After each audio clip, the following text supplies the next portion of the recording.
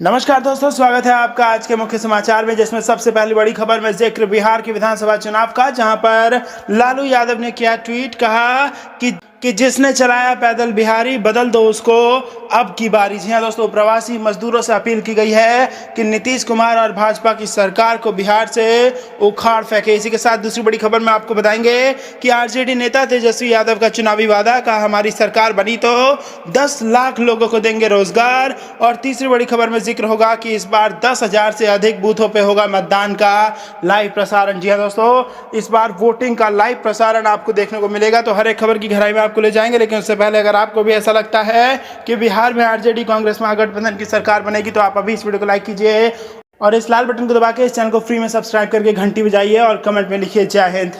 लालू का ट्वीट, जिसने चलाया पैदल बिहारी बदल दो उसको अब की बारी। जी हां दोस्तों, राजद सुप्रीमो लालू प्रसाद यादव ने लगातार दूसरे दिन कविता की पंक्तियों से बिहार में राजनीतिक बदलाव का आह्वान किया है। शनिवार को लालू प्रसाद के आधिकारिक ट्विटर हैंडल से बिहार और बिहारी पर केंद्रित कविता पोस्ट की गई है। इस कविता में उन्होंने प्रवासी श्रमिकों से लेकर कानून व्यवस्था सहित विभिन्न मुद्दों पर कटाक्ष किया है। उन्होंने लिखा है कि जिसने चलाया पैदल बिहारी बदल दो उसको अब की बारी, जिसने छीनी नौकरी सारी बदल दो उसको अब की बारी, जिसने वोट से की गद्दारी बदल दो उसको अब की बारी, जिसके राज्य में हिंसा भारी बदल दो उसको अब की बारी, जिसने सबकी तरक्की मारी बदल दो उसको अब की बारी। इस कविता के साथ उन्होंने 2 तस्वीरें और टैग की है। उनमें लिखा है, मजदूर सड़क पर है, घर बार मांगता है, युवा सड़क पर है, रोजगार मांगता है, उद्योग धंधों की बदहाली पर बात क्यों नहीं करती सरकार। रुख करते हैं अगली खबर की तरफ।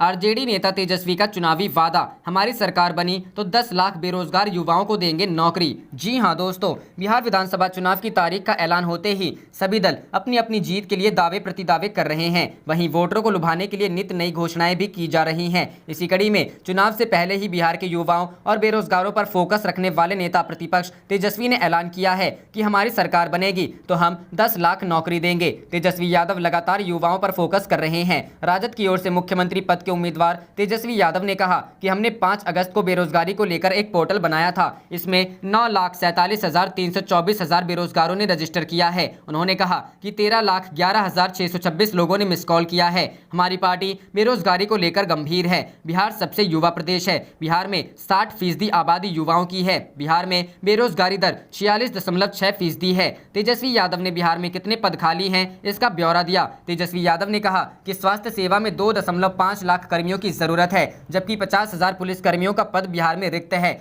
उद्योग धंधों को लेकर नीतीश सरकार पर तंज। इससे एक दिन पहले नेता प्रतिपक्ष तेजस्वी प्रसाद यादव ने बिहार में उद्योग धंधों को लेकर नीतीश सरकार पर तंज कसते हुए कहा था कि 15 वर्षों में बिहार काफी पीछे चला गया है। शनिवार को ट्वीट करते हुए तेजस्वी यादव ने लिखा कि उद्योग संवर्धन एवं आंतरिक व्यापार में बिहार 26वें नंबर पर है। उन्होंने कहा कि राज्य में निवेश और उद्योग लगाने में बिहार सबसे फिसड्डी राज्य है। तेजस्वी ने कहा कि उदारीकरण के बाद 15 वर्षों से सत्ता संभाल रहे मुख्यमंत्री नीतीश कुमार और एनडीए सरकार इन आंकड़ों पर बात क्यों नहीं करते।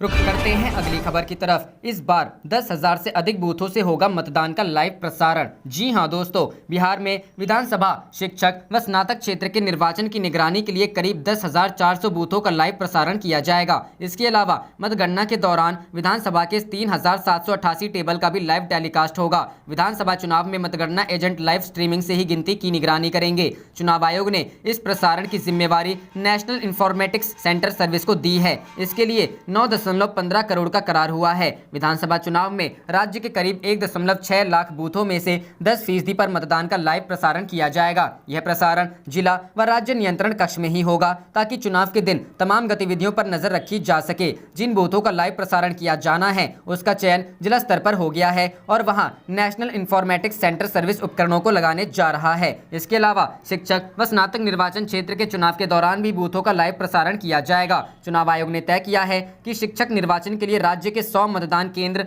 व स्नातक निर्वाचन के दौरान राज्य के 300 बूथों का लाइव प्रसारण किया जाएगा। मतगणना के 3,788 टेबल का भी लाइव स्ट्रीमिंग चुनाव आयोग ने कोविड-19 को देखते हुए विधानसभा चुनाव की मतगणना पर भी ऑनलाइन नजर रखने का निर्णय लिया है। सभी 243 विधानसभा क्षेत्रों के लिए 16 टेबल मतगणना के लिए लगाए जाएंगे। इस तरह कुल 3,788 मतगणना टेबल की लाइव स्ट्रीमिंग की जाएगी। लाइव स्ट्रीमिंग के जरिए एकदम स्पष्ट प्रसारण होगा, ताकि सभी प्रत्याशियों के मतगणना एजेंट गिनती साफ साफ देख सकें और उस पर अपनी दावा आपत्ति जाहिर कर सकें। इसी तरह स्नातक व शिक्षक निर्वाचन के लिए लगने वाले मतगणना टेबल की भी लाइव स्ट्रीमिंग की जाएगी। रुख करते हैं अगली खबर की तरफ। तेजस्वी बोले, उद्योग के मामले में बिहार सबसे फिसड्डी। पप्पू ने एनडीए सरकार पर देश को रसातल में पहुंचाने का लगाया आरोप। जी हां दोस्तों, बिहार विधानसभा में नेता प्रतिपक्ष एवं राजद नेता तेजस्वी यादव ने शनिवार को सोशल मीडिया पर चल रही स्थानीय खबर को लेकर नीतीश कुमार व एनडीए सरकार को घेरा है। तेजस्वी यादव ने आरोप लगाया कि बिहार उद्योग संवर्धन एवं आंतरिक व्यापार में बिहार देश में 26वें स्थान पर काबिज है। वहीं राजद नेता ने कहा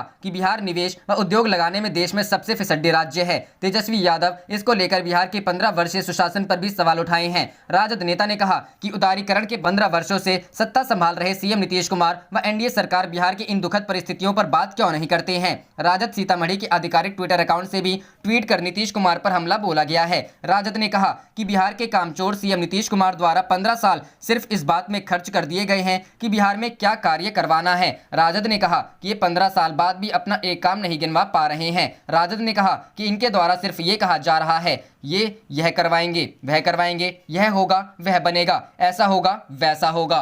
दूसरी ओर जन अधिकार पार्टी जाप के प्रमुख पप्पू यादव द्वारा शनिवार को ट्वीट कर पूर्व पीएम मनमोहन सिंह को जन्मदिन की शुभकामनाएं दी गई हैं। पप्पू यादव ने कहा कि डॉक्टर मनमोहन सिंह जी देश के सबसे बेहतरीन प्रधानमंत्री में से एक हैं। पप्पू यादव ने कहा कि उनके 10 साल भारत के स्वर्णिम काल थे। उन्हें जन्मदिन की हार्दिक शुभकामनाएं। वह स्वस्थ, प्रसन्न रहे व दीर्घायु हो। दुर्भाग्य है उनके बाद देश को सबसे जाहिल नेतृत्व मिला, जिनके घटियापन ने देश को रसातल में पहुंचा दिया है। रुख करते हैं अगली खबर की तरफ। सीएम ने वादा किया शहरी गरीबों को दिलाएंगे बहुमंजिला मकान, लेकिन जमीन कहां है। पप्पू यादव। जी हां दोस्तों, बिहार विधानसभा चुनाव में जन अधिकार पार्टी के लिए तैयार गीत और डॉक्यूमेंट्री की लॉन्चिंग के दौरान पार्टी अध्यक्ष पप्पू यादव ने कहा कि बिहार में राजनीतिक बदलाव के लिए रथ को रवाना करेंगे। उन्होंने पीएम मोदी और सीएम नीतीश कुमार पर जमकर हमला बोला। पप्पू यादव ने कहा कि नीतीश कुमार खुद को 30 मार खां समझते हैं तो अपने दम पर अकेले चुनाव लड़कर दिखाएं। उन्होंने नीतीश कुमार से सवाल पूछते हुए कहा कि वो बताएं कि मक्का किसानों को एमएसपी क्यों नहीं मिल रहा है। स्टार्टअप का आज क्या हाल है। क्रेडिट कार्ड के बारे में सबको पता है। कौशल विकास मिशन की सारी ऑफिस बंद हैं। पुरानी बातें भूल गए हैं क्या। पप्पू यादव ने कहा कि नीतीश कुमार कहते थे कि 40,000 रुपए से अधिक शिक्षकों की वेतन होगी। यही नहीं, शराबबंदी के बावजूद लाखों करोड़ों रुपए की शराब की खपत हो रही है। पीएम मोदी से मैं पूछता हूं कि गुजरात में शराबबंदी का क्या हाल है और वे नोटबंदी और जीएसटी पर क्यों बात नहीं करते। जाप सुप्रीमो ने कहा कि आज नीतीश कुमार कह रहे हैं कि शहरी गरीबों को बहुमंजिला मकान दिलाएंगे, लेकिन जमीन कहां है। आप पुराने वादे भूल गए हैं क्या। टाल क्षेत्रों की विकास की बातें भूल गए हैं क्या। पप्पू ने फिर कहा 30 साल बनाम 3 साल मांग रहा हूं सरकार चलाने के लिए। उन्होंने आगे कहा कि बिहार नदियों से घिरा है। हर साल बिहार बाढ़ की विभीषिका झेलता है। सीएम नीतीश कुमार सिर्फ आई वाश करते हैं। सीएम चुनाव नहीं, जनता को मारना चाहते हैं। बिहार में लालू यादव कोई मुद्दा नहीं है। बिहार की जनता विकल्प लेकर तैयार है। पूर्व डीजीपी गुप्तेश्वर पांडे को लेकर उन्होंने कहा कि वे बिहार के डीजीपी नहीं, नेता हैं। वे हमेशा नेतागिरी किए हैं। रुख करते हैं अगली खबर की तरफ। केंद्र सरकार के कृषि विरोधी बिल को लेकर कांग्रेस चलाएगी हस्ताक्षर अभियान 2 अक्टूबर को। जी हां दोस्तों, केंद्र सरकार के किसान विरोधी बिल के विरोध में चरणबद्ध तरीके से आंदोलन कांग्रेस पार्टी चलाएगी। काला कानून के विरोध में कांग्रेस आंदोलन करेगी। कांग्रेस प्रदेश प्रभारी के निर्देशानुसार राज्य के जिला मुख्यालयों में कांग्रेस प्रेस वार्ता कर काला कानून का विरोध कर रही है। 28 सितंबर को राजभवन मार्च का आयोजन है। गांधी जयंती पर 2 अक्टूबर को जिला मुख्यालय में विधानसभा स्तर पर धरना देकर विरोध प्रदर्शन किया जाएगा। उसके बाद प्रखंड, पंचायत एवं गाँव स्तर पर हस्ताक्षर अभियान चला कांग्रेस बिल का विरोध करेगी। उक्त बातें प्रदेश कांग्रेस जोनल कोऑर्डिनेटर संस्थान परगना प्रभारी मोहम्मद सुल्तान अहमद ने शनिवार को प्रेस वार्ता में यहां कही। उन्होंने कहा कि कांग्रेस हर स्तर पर विधेयक का विरोध करेगी। कांग्रेस हर हाल में किसानों के साथ खड़ी है। उन्होंने कहा कि मोदी सरकार पारित विधेयक से मंडी एवं कृषि उपज प्रणाली व्यवस्था पूरी तरह समाप्त हो जाएगी। उन्होंने बताया कि केंद्र सरकार 3 काले कानून के माध्यम से किसानों की आजीविका पर एक क्रूर हमला बोला है। उन्होंने कहा कि अन्नदाताओं किसानों की बात सुनने वाला कोई नहीं है। संसद में उनके प्रतिनिधियों का आवाज दबाया जा रहा है और सड़क पर किसान और मजदूरों को लाठी से पिटवाया जा रहा है। संघीय ढांचे का उल्लंघन कर संविधान को रौंद कर संसदीय प्रणाली को दरकिनार कर बहुमत के आधार पर बाहुबली मोदी सरकार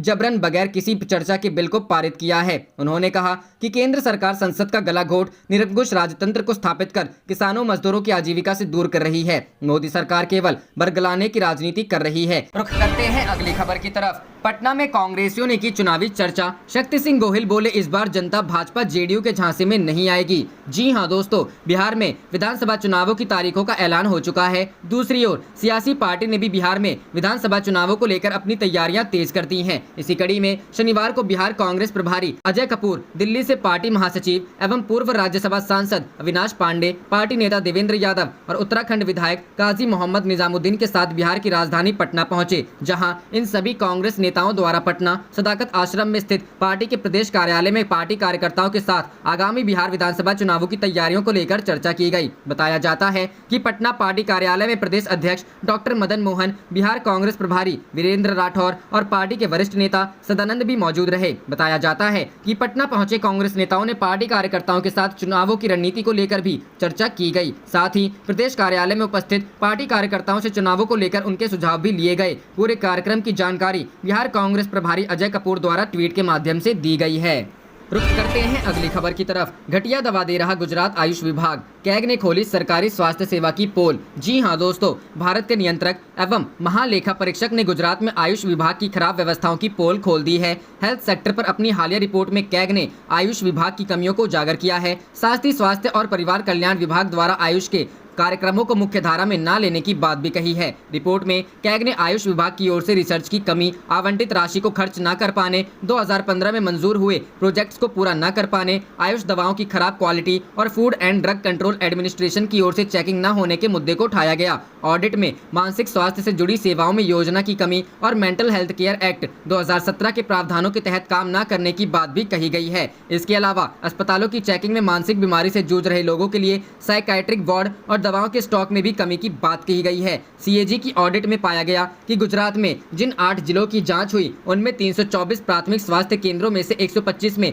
आयुष डॉक्टरों की नियुक्ति नहीं हुई, यानी 39% स्वास्थ्य केंद्र बिना आयुष डॉक्टर के ही चल रहे थे। इसके अलावा इन केंद्रों पर आयुष दवाएं तक नहीं पहुंचाई जा रही थी। रिपोर्ट में कहा गया है कि ऐसी व्यवस्था स्वास्थ्य और परिवार कल्याण विभाग के आयुष को मुख्य धारा में ले जाने की योजनाओं को ही तार-तार करता है। रिपोर्ट में बताया गया है कि आयुष सेवा की प्रमुख कार्यक्रमों में से एक स्कूल हेल्थ प्रोग्राम, जिसके तहत आयुष विभाग को स्कूल जाने वाले बच्चों के स्वास्थ्य की जरूरतों पर ध्यान देना होता है, उसे राज्य में लागू ही नहीं किया गया। जाने से पहले आप इस वीडियो को लाइक कीजिए और इस लाल बटन को दबा के इस चैनल को फ्री में सब्सक्राइब करके घंटी बजा लीजिए। आप देख रहे थे आपका अपना चैनल धड़ाधड़ न्यूज। जय हिंद, जय भारत।